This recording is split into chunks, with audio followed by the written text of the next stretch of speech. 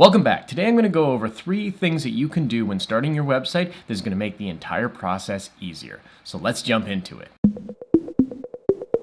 If you think about your online store as a book, and generally in a book you have an introduction, then you get to know the characters, then they give you a conflict, and then they give you a resolution. So if you think about your website similar to telling a story, then you're going to be able to capture more users when they come to your site.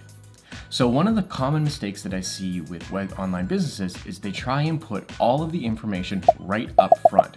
They don't give any credit to the person who is going to be reading the website so that they don't allow them to discover and get to a point of becoming a hot lead right away. People are so concerned with bounce rate that they don't ever think about the conversion of the people who do actually make it past the homepage.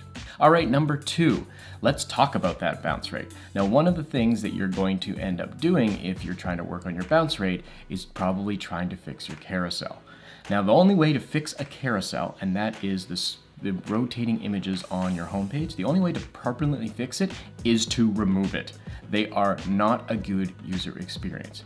Now, there are a number of reasons why using a carousel is not a good idea, but I'm going to give you a couple just in my own experience.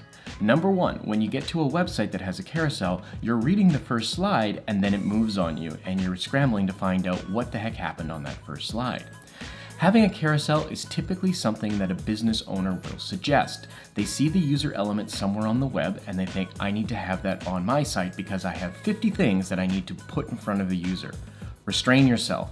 Make sure that you have just one item on the homepage that draws your customers in. Once you've drawn your customers in, that's when you can then lead them to your buy page, and then you can present them with your offer when it's advantageous to you. Okay, finally, number 3. The third item that you should do when building out your website is build your homepage last. If you think of your homepage like a hub, it's the center of all of your website. It's hard to attach the other end of a hub to a wheel if you don't have a wheel there, if they're just spokes hanging all around.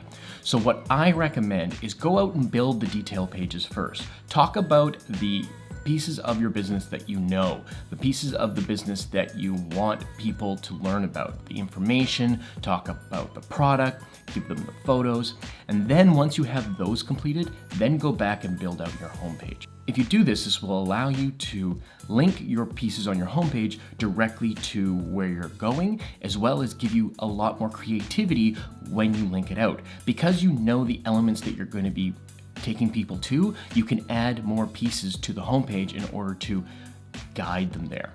Especially when you start doing A/B testing on the homepage, because you know your content is solid, that means you just need to direct people there. All right, so that's 3 things that you can start doing right now with your online store that's going to help you in the long run.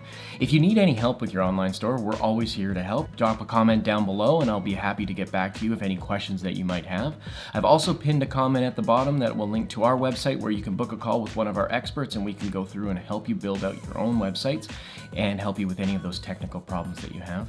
Other than that, I hope you guys are having a great week and we will see you in the next one.